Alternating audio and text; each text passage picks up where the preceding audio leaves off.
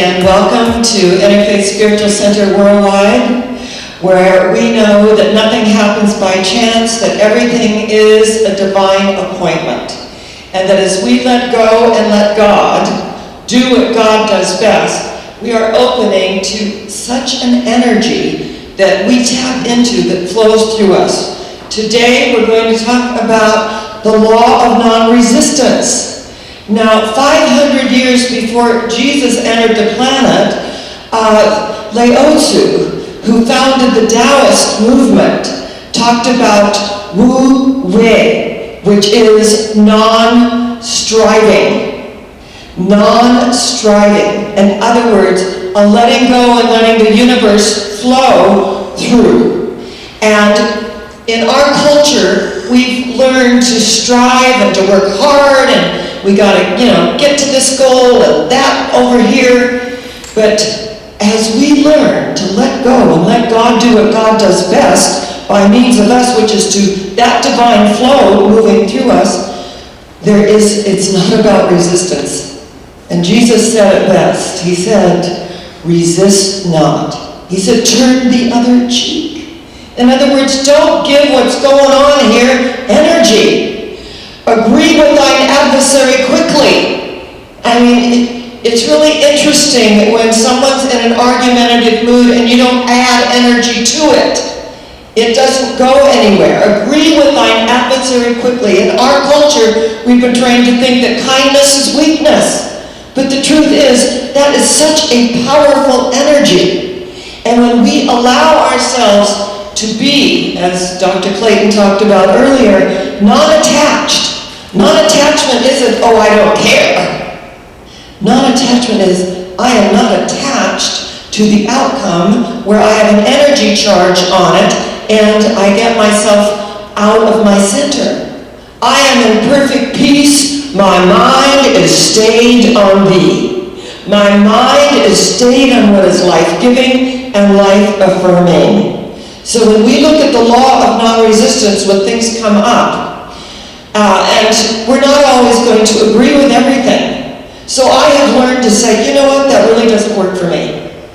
And this is what does work for me.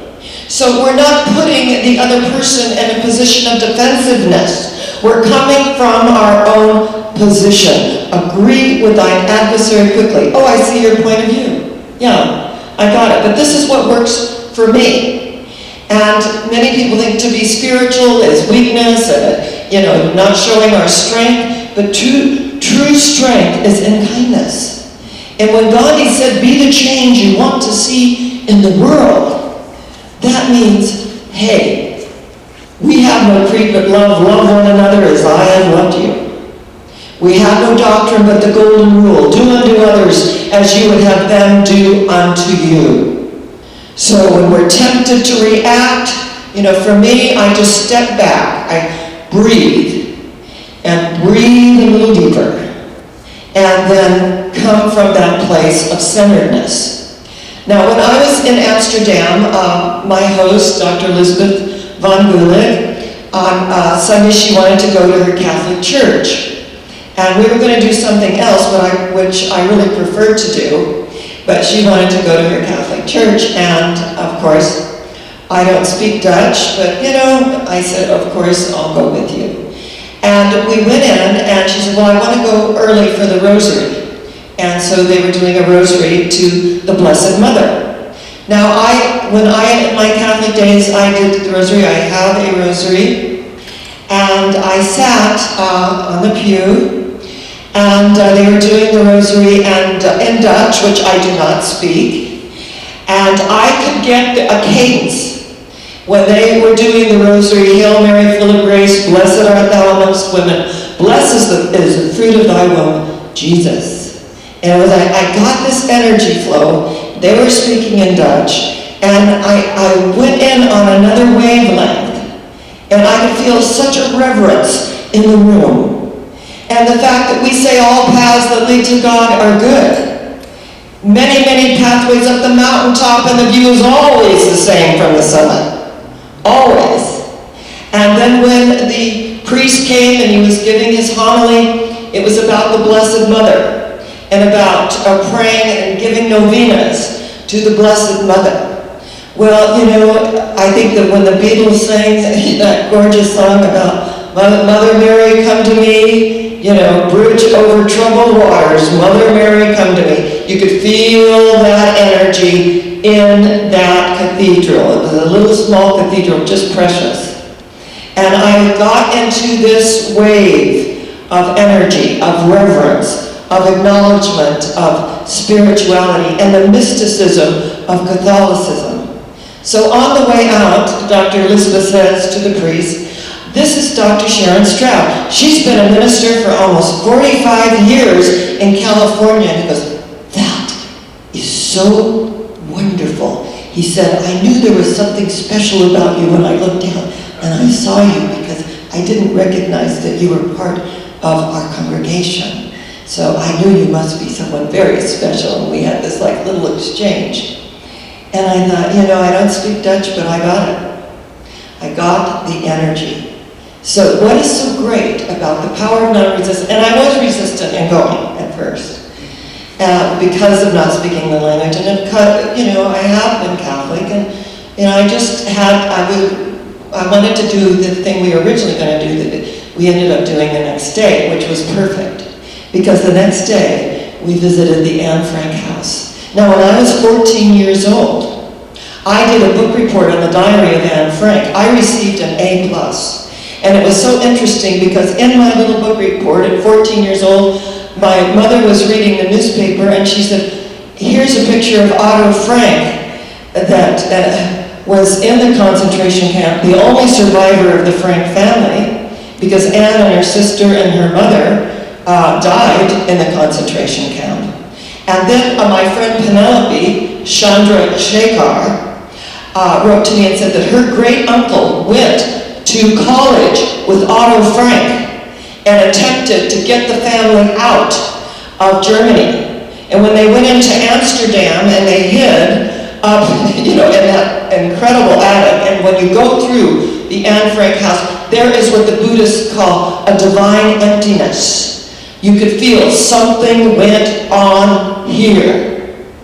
And you could feel the energy of the love of the Holland, the Amsterdam family that housed them, that hid them, that they too went to a concentration camp because they were harboring Jews. And I could feel all of this energy, and it came up, you know, just my 14-year-old self. And what an influence this young girl was on my life.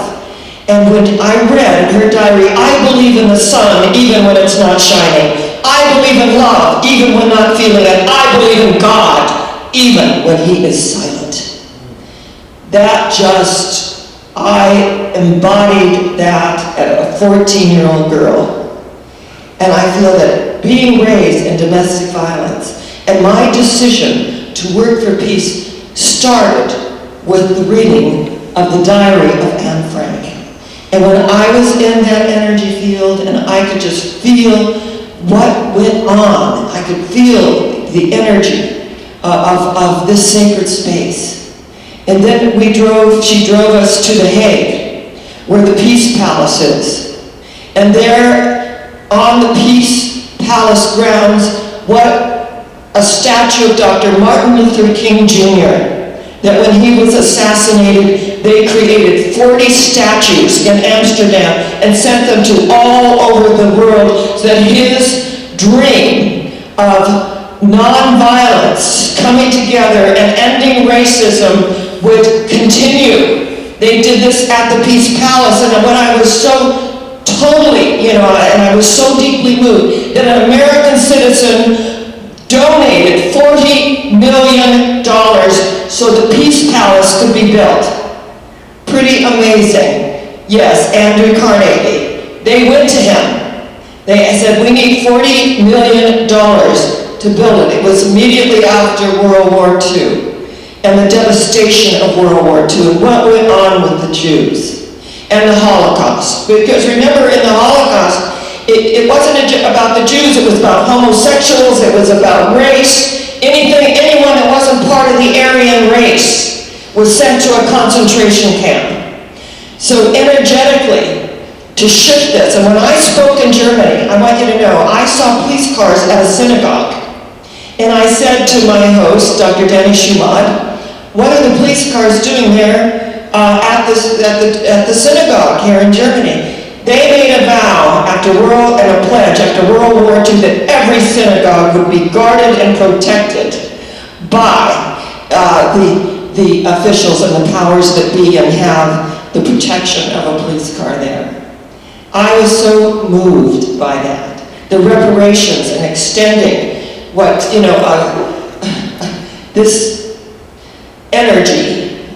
this energy that was on our planet, the outpicturing of evil. And it was the collective unconsciousness that rose up during that time. So all the light workers and all religions everywhere that come together, and we work for peace. And we begin with ourselves. We begin with this recognition that there's a power in the universe greater than we are. We are using it and tapping into it. When Jesus was in the Garden of Gethsemane, he said, looked at, everything he was going to go through, it was overwhelming. And what did he say? Let this cup pass from me. How many of us have been in situations that have been overwhelming? We think, oh my God, let this cup pass from me. I cannot do this. And then not my will, but thine be done. There is a surrendering process. It's all part of being human. It's when our humanity gives way to our divinity, and the Christ consciousness arises triumphant and victorious. And you all know that I went through my own dark night of the soul with having to sell my house that I did not want to sell, that I lived in for 18 years and loved. And I had mortgaged it out so that we could keep our interfaith doors open. And I mortgaged it out so much that there was really nothing left. And even though it went to $550,000, it appreciated tremendously. And I ended up doing a short sale with my next door neighbors. My two girls, I call them my favorite lesbians. They're just precious girls and I love them. And so Melody and Katie said, what's going on with the house? And I shared everything that was going on. I had an investor, but then he wavered and I didn't feel comfortable with that. And so they said, we really want the house because we want to move in our 93-year-old mother, my brother, and my sister-in-law that are her caretakers. And so when I surrendered finally, and I'm going to have to release my house. And when I went through this whole process, I was visiting, I had to go to the doctor because during this time, this 2-year period, I went to my dermatologist because I had something on my face. And it was there for a year, and I thought maybe I'd better go see it. It was like infinitesimal. I could cover it with makeup, and I could put stuff on it, it would almost go away, but not quite go away. So when I went to the doctor, he said, I think it's a melanoma. And it was just right above my lip. And I said, well, how sure are you? He said, 99% sure. And I said, well, I'm going with the other 1%. And so he said, we'll take a biopsy and we'll see what it is. Well, it was a carcinoma, which is really the least. But I let it go for a year because I really thought it was nothing. And it ended up to be a 6-hour surgery. I had part of my upper lip removed and everything sewn up and up. I mean, it was pretty horrendous. 3 months later, I discovered I needed back surgery. I couldn't get out of bed. And I thought, I believe so deeply in our way of life, but then when we burden bear, remember the back is our support system. When we're bearing burdens that we don't even consciously recognize, it's going to take an effect. This is how it works. So I told my orthopedic surgeon, I can't have surgery now. Give me something that, can put this off. And so he had this medication that would address the pain down my leg where I could walk. I was sitting in my chair for, 3 3 or 4 weeks where I could not stand to give my talk. I had to sit in the chair. We put it in the middle and, and I gave my talk. So I had this really interesting period, and plus, then I get to release my house. So I had, a cancer surgery. I had major back surgery where they put titanium in my lower back, which of course I'm now bionic. And then I get to release my house. And I just think, how can this be? I have been a minister all these years and putting all of this good stuff out there. How can this be happening to me? And the one that goes all over the world speaking, right, on world peace. And as my own Garden of Gethsemane about let this cup pass from me, and then to realize not my will, but thine be done. And then I landed on higher ground, where I have a view of the prairie and the mountains, and I have my mineral hot springs, and I met somebody interesting at the park as well. It all unfolds magically. And I just kind of like, yes, we all have our own Garden of Gethsemane, where we want this cup to pass from us, because we're good people. And when Rabbi Silverman wrote the book, Why Bad Things Happen to Good People, he talked about losing his son. It was like the worst thing that could have ever happened. And he said, I was sitting on the beach and I was reflecting and I was tearful. And I saw these little children and they were building a sandcastle. And they had little moats and turrets and it was beautiful and it was artistic. And they were squealing, having such fun. And all of a sudden this huge wave came and just took it out to sea in an instant. And Rabbi Silverman said, in that moment, he said, I saw these little children not crying because this wave came and washed out their beautiful little sandcastle. They held hands, they ran up the beach squealing and laughing, that they had their moment. He said, and in that moment, I realized life is so amazingly temporary, that we celebrate the temporary, but it's only meaningful if we have someone's hand to hold running up the beach of life. And as we hold each other's hands, and we feel this energy and support.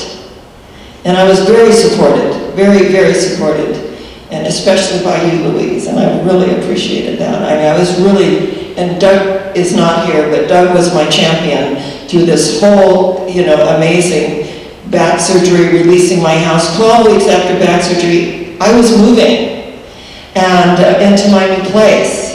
And the universe just supplied me with people that came and helped me and got me organized. And it let the unfoldment, just amazing. And, life is so fascinating because it never kind of fits our pictures. And I said to my electrician, do you know anyone that can help me? He said, yes, and she loves to work. And when she came to the door, she was covered with tattoos, and she didn't have any teeth, not a tooth in her head. And I thought, isn't what I exactly pictured, but honey, here's the boxes, and you can, carry the heavier ones. And when she couldn't do it, she brought her dad, and her dad could do anything. He installed my stained glass and fans, and, he could do anything. And he'd just gotten out of prison. And I never asked him why he was in prison, and then he did share that he was uniting families, bringing people over from Mexico and uniting families. So he did, share why that happened. But, we cannot judge, and you said it beautifully, Clayton. We can't judge what's at our front door when we open it, but just to acknowledge that. And I read this when I was like a 16-year-old girl, and it was about the angel of light. I tear down the walls of opinion that separate my brothers and sisters from me. I set them free from the projection of myself so I may see them as they are. I will not measure them with the yardstick of yesterday, for perhaps in the night an angel of light revealed to them what they are, and today they may be that. They may be that. We cannot judge outside of ourselves. I believe in the sun even when it's not shining. I believe in love, even when not feeling it. I believe in God, even when He is silent. And when I went down to the Starbucks, and I went to the little counter where I always have to put in more half and half because it has to be a certain color before I can drink, my latte. On the counter was this little crocheted pink heart. And it had a little tag. And it said, P.S. One love. So as I was going through my own Garden of Gethsemane, let this cup pass from me, the universe has a message. And of course, I do wear it from time to time. And it says, P.S. One love. So I just thought, Palm Springs, P.S. Or the postscript I want to give you, young lady, is there's only one love. Only one love. And I went up to the darling young man who made the lattes. I said, this was on the counter. Was it a gift from the universe for me, or is it for sale? He goes, big broadside. Goes, oh, that was for you, pretty lady. That's just what he said. And I said, you know what? I accept. And I came through that experience. And I came through stronger. It's so interesting. I released so many material things. Even that closet, we know about my closet. I had a 3-car garage, and the third car I made into a closet. And Louise, had a few things to say about that, and it was hysterical about all our Palm Springs queens that went into that closet and said, oh my God, I've died and gone to heaven. So, you know what? We let go, we let God do what God does best. And when we do that, and we resist not, we know the secret of life. And the secret of life is we are all one. Only one love. And I have it on my wrist to remind me that there's always exactly what we need when we need it. So today, as I greet you with profound esteem and the recognition that we are going where? Higher yet. Where are we going? Higher yet. Where? Higher yet. And so it is. I love you. God bless you. And I know we're in a high place, and we will not come down. None of these outer things move us. We are in a high place, and we will not come down. And so it is.